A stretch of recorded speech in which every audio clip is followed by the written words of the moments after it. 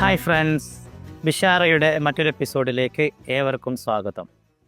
ഇന്ന് കേരളത്തിൽ പല സ്ഥലങ്ങളിലും പലരും പറഞ്ഞുകൊണ്ടിരിക്കുകയാണ്, അധ്യാപകർക്ക് അവരുടെ ചൂരൽ വടി തിരിച്ചു നൽകണം.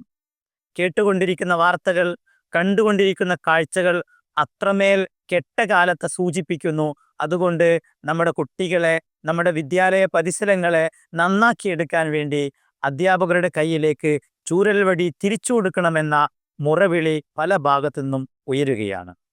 ഇവിടെ എനിക്ക് പറയാനുള്ളത്, ചൂരൽ വടി തിരിച്ചു കൊടുത്തത് കൊണ്ട് ഇന്ന് നമ്മൾ കാണുന്ന പ്രശ്നങ്ങൾക്ക് പരിഹാരമുണ്ടാകുമെന്നത് തെറ്റായ വിചാരമെന്നാണ് ഞാൻ കരുതുന്നത്.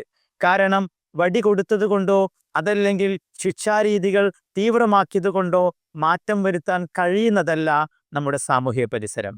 ആദ്യമായിട്ട് ഈ രീതിയിലേക്ക് നമ്മുടെ സിസ്റ്റം മാറിയത് ഏതെങ്കിലും അധ്യാപകരെയോ അല്ലെങ്കിൽ വിദ്യാലയങ്ങളെയോ അല്ലെങ്കിൽ സർക്കാരുകളെയോ മാത്രം അപലപിച്ചതുകൊണ്ട്, കുറ്റപ്പെടുത്തിയതുകൊണ്ട് കാര്യമില്ല. ടോട്ടൽ സമൂഹം, ഞാനും നിങ്ങളും അടങ്ങുന്ന ടോട്ടൽ സമൂഹം ഇതിനുത്തരവാദിയാണ്.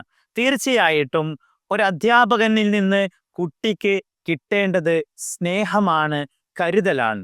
എന്നോട് ചോദിക്കുകയാണ്, എന്തിനാണ് ഒരു കുട്ടി സ്കൂളിലേക്ക് പോകുന്നത് എന്ന് ചോദിച്ചാൽ ഞാൻ അതിൻ്റെ ആദ്യത്തെ ഉത്തരം സ്നേഹിക്കപ്പെടാൻ വേണ്ടി എന്ന് പറയും.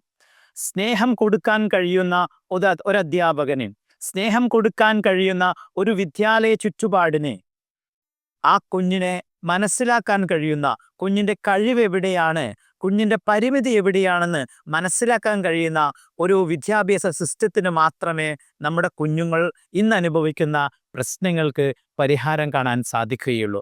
അതുകൊണ്ട് തന്നെ അധ്യാപകരുടെ കയ്യിലേക്ക് അവർക്ക് നഷ്ടപ്പെട്ടു പോയ ചൂരൽ വടി തിരിച്ചു കൊടുക്കുന്നതിന് പകരം കുഞ്ഞിനെ എങ്ങനെയാണ് മനസ്സിലാക്കേണ്ടത്, കുഞ്ഞിനെ എങ്ങനെയാണ് ഇൻസ്പയർ ചെയ്യേണ്ടത്, കുഞ്ഞിനെ എങ്ങനെയാണ് കുഞ്ഞിനോട് സംസാരിക്കേണ്ടത്, എങ്ങനെയാണ് വിദ്യാർത്ഥികളെ കേൾക്കേണ്ടത്, ഇതിൻ്റെ കൃത്യമായ രീതികൾ, ഇതിനുള്ള പരിശീലനങ്ങളാണ് നമ്മുടെ അധ്യാപകർക്ക് നൽകേണ്ടത്. അതുപോലെ തന്നെ നമ്മുടെ രക്ഷിതാക്കൾക്ക് നൽകേണ്ടത്. കുഞ്ഞുങ്ങളെ എങ്ങനെ കേൾക്കണം, കുഞ്ഞുങ്ങളോട് എങ്ങനെ പറയണം എന്ന കാര്യത്തിൽ രക്ഷിതാക്കളും അധ്യാപകരും ഇനിയും ഏറെ പഠിക്കാനുണ്ട് എന്നാണ് എനിക്ക് തോന്നുന്നത്. ഇതിനർത്ഥം എല്ലാ അധ്യാപകരും എല്ലാ രക്ഷിതാക്കളും ഈ തരത്തിലെന്നല്ല. ഒരുപാട് ആളുകൾ കുഞ്ഞിനെ നന്നായി കേൾക്കാൻ പഠിച്ചവരുണ്ട്. ഒരുപാട് ആളുകൾ കുഞ്ഞിനോട് എങ്ങനെ സംസാരിക്കണമെന്ന് പഠിച്ചവരുണ്ട്.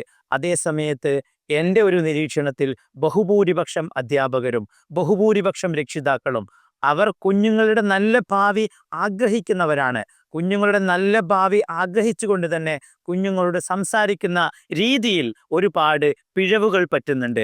സ്നേഹത്തോടുകൂടി വിഷം കൊടുത്താലും ഒരാൾ മരിക്കും. അതുകൊണ്ട് തന്നെ സ്നേഹം കൊണ്ടാണ് എങ്കിലും, കുഞ്ഞുങ്ങൾ നന്നാവണമെന്ന നല്ല ചിന്ത കൊണ്ടാണെങ്കിലും അവരോട് പറയുന്ന രീതി കൃത്യമായിട്ട് ആ കുഞ്ഞുങ്ങളെ വളർത്തുന്ന രീതിയിലല്ലെങ്കിൽ തീർച്ചയായിട്ടും ഇനിയും നമുക്ക് നമ്മുടെ വിദ്യാലയങ്ങളിൽ നിന്ന് കെട്ട വാർത്തകൾ കേൾക്കേണ്ടി വരും. വി ജോസഫ് സാറിൻ്റെ നിന്റെ കുഞ്ഞിനെ നീ അറിയുമോ എന്നൊരു പുസ്തകമുണ്ട്.